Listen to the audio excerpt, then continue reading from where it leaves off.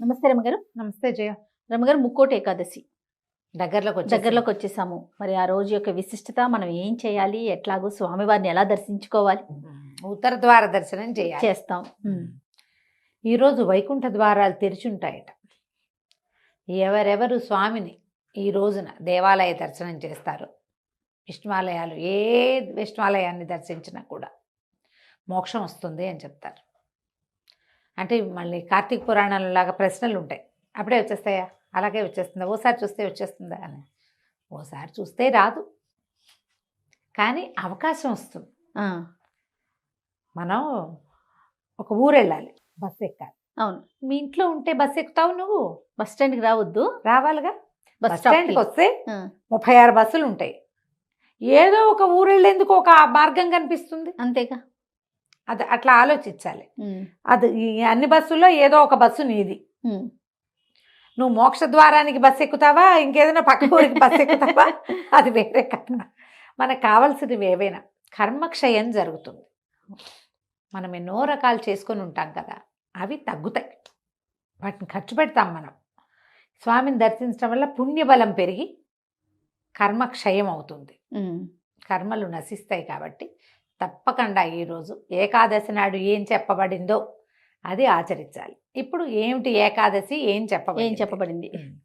ఏకాదశి అత్యంత విశేషమైన తిథి విశేషంగా చెప్తారు. తిథులు మనకి పాడ్యమి, ప్రతిపత్తు మొదలు పెట్టుకుని అమావాస్య తర్వాత వచ్చే తొలి రోజు నుంచి ప్రతిపత్తు అంటారు, లేదా పాడ్యం అంటారు. ఈ తొలి రోజు నుంచి 15 రోజుల పాటు వరుసగా తిథులు నడుస్తాయి, రోజుకొకటి. ఒక్కొక్కసారి ఆ తిథి చిన్నదవ్వచ్చు, ఒక్కో తిథి పెద్దదవ్వచ్చు. ప్రథమ తిథి మొదటి దాన్ని పాడ్యమి లేదా ప్రతిపత్తు, తర్వాత విధియ, తదియ, సవితి, పంచమి, షష్ఠి, సప్తమి, అష్టమి, నవమి, దశమి, ఏకాదశి. 10 రోజులు ఎట్లా ఉన్నా ఈ 11వ రోజు అత్యంత విశేషమైన రోజు చెప్తారు. ప్రతి తిథికి దాని విశేషం దానికి ఉంది. ప్రతి తిథికి ఈ తిథులన్నిట్లలో చతుర్దశి దాకా ఉన్న తిథులలో అత్యంత విశేషమైన తిథి, మనకి మోక్ష మార్గాన్ని చూపించేది ఏకాదశి. ఈ ఏకాదశి అనే తిథి స్వరూపము సాక్షాత్తు విష్ణువంశ సంభూత. విష్ణుమూర్తి మురాసురుడనే ఒక రాక్షసుడితోటి యుద్ధం చేసి, ఆ యుద్ధకాలంలో వాడెప్పటికీ మరణించకపోతే అతను జలాశయంలో దాక్కుంటే ఈయన ఒక గుహాంతర భాగంలో నిద్రించాడట, అలసిపోయి. విష్ణువు కూడా అలసట ఉంటుందంటే ఉంటుంది, జగన్నియామకుడైతే మాత్రం ఆయనకు అలసట ఉండదు అనుకోవడానికి వీలు లేదుగా.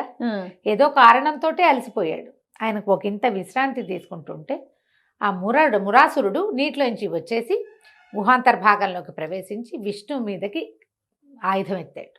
అయితే ఈ నిద్రలో ఉన్నటువంటి విష్ణుమూర్తి శరీరంలోంచి ఆయన యొక్క అంశాస్వరూపం, ఒక కళ ఆయనలోంచి, విష్ణు కళ ఒకటి బయటకు వచ్చి మురాసురుణ్ణి సంహరించి, ఆ వచ్చిన కళ స్త్రీ స్వరూపంలో ఉంది, ఒక కన్యకా స్వరూపంలో. తనలోంచి బయలువడినటువంటి ఆ విష్ణు కళకి ఏకాదశి నామధేయం చేశాడు విష్ణువు. ఆయనకి అత్యంత ప్రీతిపాత్రమైన తిథి స్వరూపాన్ని ఇచ్చాడు. దానికి రోజులలో, మానవులు గణించేటువంటి రోజులలో ఒక రోజు నీది. నీ రోజున నన్ను స్మరించిన వాడికి మోక్షం లభిస్తుంది, నీ రోజున నా కోసం ఉపవాసం చేసేవాడికి మోక్షం లభిస్తుంది, విష్ణు సాయుధ్యం లభిస్తుంది అని ప్రపంచం మొత్తానికి అవకాశం ఇచ్చాడు. ఈ ఏకాదశి నాడు ఉపవాసం చేయటం, పైగా ఈ తప్పించుకున్నటువంటి, మరణించినటువంటి మురాసురుడి యొక్క సహస్రాంశం ఒకటి ధాన్యంలో దాక్కుంది, బియ్యం అని చెప్తారు, అది వరి బియ్యంలో దాక్కున్నాడట. అందుకని ఏకాదశి నాడు ఎవరైతే బియ్యం తింటారో వాళ్ళల్లోకి తామసిక అంశ, ఈ ముర అంటే వాడెవడో ఒక వ్యక్తిగా చెప్పడానికి వీల్లేదు. ఈ రాజసిక తామస గుణాలు, వరిషడ్వర్గాలు మొదలైనటువంటి తామస శక్తులే మురాసురుడు. ఆ తమస్సు బియ్యంలో ఉంటుంది ఈ రోజున. ఇప్పుడు మనం ఎట్లా లెక్క పెట్టాము, చంద్రుడి తాలూకు 10 రోజులు, 11వ రోజు ఇది. చంద్రుడి కళ పెరిగిన 11వ రోజు. ఈ 11వ రోజు మనకి పంటలు పండటానికి కారణమే చంద్రుడు, సూర్యుడే కాదు, చంద్రకళ కూడా. చంద్రకళ కూడా పంటలు పండటానికి, ఆ మనకి వాతావరణంలో ఉండే తేమ శాతం చంద్రుడిది, తేమ, ఆ తడి, మాయిశ్చర్ చంద్రుడి వల్ల వస్తుంది. ఇప్పుడు ఈ చంద్రుడి కళలు పెరిగేటప్పుడు ఈ 11వ రోజు నాడు ఆయన వల్ల పుట్టేటువంటి ఈ ధాన్యాన్ని గనక తింటే మందత్వం కలుగుతుంది మానవులకి, బద్ధకం పెరుగుతుంది. అందుకేనా? బద్ధకమే తమస్సు, ఓ. నిద్ర అదంతా చీకటి కదా. అందుకని ఈ ఉపవాసం. ఒకరోజు మానేయి అని చెప్తారు. ఒక్కనాడు మనం అన్నం మానేస్తాం, ధాన్య సంబంధమైనవి ఏవి తినము. ఏం తినం, పప్పులు తినకూడదు, ఆ, ధాన్యం వరెన్నం తినకూడదు, ఆ, చిరుధాన్యాలు తృణధాన్యాలు నో, ఏమీ లేవు. ఆ. మర్నాడు తినేసరికల్లా నువ్వు మామూలు అవుతావు. ఓహో.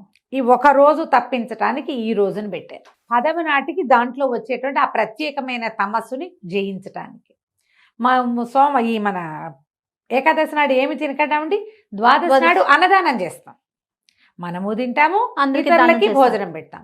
ఇది మంచిది. ఇదంతా ఒక లెక్క ప్రకారం ఈక్వేషన్ ఏదో డిఫరెంట్ గా చూడండి లేదు. రమ్మగారు, మనము ఆరోగ్యపరంగా చాలా మంచిది, ఫాస్టింగ్ ఉండాలనుకుంటాం. దీని వెనకాల ఆధ్యాత్మికత ఉంది, ఉంది, సైన్స్ ఉంది. సైన్స్ కూడా ఉంది. ఆ, అందుకని ఉపవాసం ఉండి దీనికి మళ్ళీ ఆ ఏకాదశి తాలూకు ముందు భాగమైనటువంటి దశమి నాటి రాత్రి కూడా అన్నభోజనం చేయకూడదు, ఉహు. ఫలహారమే చేయాలి. అదొకటి.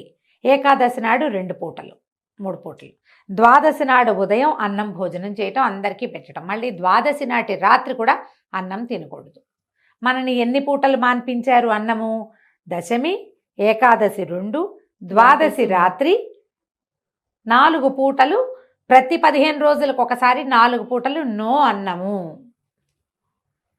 ఇదే కాదు, పౌర్ణమి నాడు అన్నభోజనం లేదు, ఉహు. అమావాస్య నాడు అన్నభోజనం చేయకూడదు. పౌర్ణమి అమావాస్యల్ని మనం మర్చిపోయాము, ఏకాదశిని మాత్రం కొంచెం గట్టిగా పట్టుకున్నాం. వదల్లా. ఇంకా పౌర్ణమి తిథులు, పౌర్ణమిలో దీంట్లో సంక్రమణంలో సూర్య సంక్రమణ ఉంటుంది, అప్పుడు కూడా అన్నం తినకూడదు జయ. ఉహు. అది ఆ నియమం ఉంది. ఉపవాసం సంక్రమణాల్లో కూడా అన్నభోజనం చేయకూడదు. సంక్రమణాలు మెల్లిగా కలియుగ ప్రారంభంలో తగ్గిపోతే, అమావాస్యలు పౌర్ణములు మెల్లిగా కాలం ఎక్కేసరికి పోయినాయి. ఇంకా ఏకాదశులు మిగిలిన్న కాలంలోనే, పుణ్యకాలంలోనే ఉన్నాం మనం. అవును, మన ముందు నాటికి ఏం చేస్తామో తెలియదు. ఏకాదశి చూసుకోవడం కూడా తెలియదు అవును. కదా. సో కాబట్టి గ్రహించవలసింది ఇది మనకి ఆరోగ్య రీత్యా మంచిది. చాలా మంచిది. అయితే ఈ రోజున వైకుంఠ ద్వారాలు తెరవబడతాయని, స్వామి అందరికీ దర్శనమిస్తాడని, 2 రాక్షసుల కోసం వైకుంఠ ద్వారం తెరవబడింది అని ఒక కథా విశేషం కూడా చెప్తారు. అయితే 3,000,000 దేవతలు స్వామివారిని దర్శించడానికి వచ్చారట, ఉహు. వస్తారు. అప్పుడు ఎప్పుడైతే మనం ఈ వైకుంఠ ద్వార దర్శనం దేవాలయాల్లో కూడా ఉత్తర ద్వార దర్శనం చేయిస్తారు. ఉత్తర ద్వారం మామూలుగా కొన్ని దేవాలయాల్లో కనపడుతుంది, చిన్న చిన్న దేవాలయాల్లో కనపడుతుంది. తిరుమల తిరుపతిలో ఉంది, భద్రాచలంలో ఉన్నది, కొన్ని ప్రత్యేక దేవాలయాల్లో కూడా వైకుంఠ ద్వారం ఉంటుంది. స్వామిని అక్కడ వేంచేపు చేయించి ఆ ద్వార దర్శనం చేయిస్తారు. తిరుమల తిరుపతిలో అయితే 10 రోజుల పాటు వైకుంఠ ద్వార దర్శనం, స్వామిని ఉత్తర ద్వార దర్శనమే చేస్తాం. పైగా ఇది ధనుర్మాస పుణ్యకాలం, ధనుర్మాసము. అవును. ఈ ధనుస్సులో ఇది ఎలా చూడు, ధనుస్సు నుంచి మన మకరం వరకు మధ్య నడిచే మార్గంలో మధ్యలో వచ్చింది. ఉమ్. మార్గళిలో, మార్గశీర్షం కదా ఇది. అవును. ఈ దారి ఏమిటి? దేవతల తాలూకు తెల్లవారుచాము. ఇది ఉమ్. ధనుర్మాసము, దేవతల యొక్క తెల్లవారుచాము.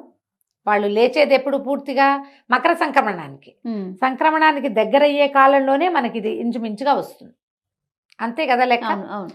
సో ఈ కాలంలో మనం ఏదైనా దేవాలయ దర్శనం, విష్ణువాలయంలో స్వామిని వేంచేపు చేయించబడినటువంటి అర్చామూర్తిని కాకపోయినా మూలవర్లు కాకపోతే ఉత్సవర్లని దర్శనం చేసుకుంటాం కదా. పిచ్చిగా జనం ఉంటారు దేవాలయాల్లో విపరీతంగా. అయినా కూడా ఒక్కసారి దర్శనం చేసుకుని ఈరోజు ఆయనదని జ్ఞప్తి పెట్టుకుని, పైగా ఈ 3,000,000 ఏకాదశి నాడు కనుక ఉపవాసం చేస్తే 3,000,000 ఏకాదశులు ఉపవాసం చేసిన ఫలితం లభిస్తుందట.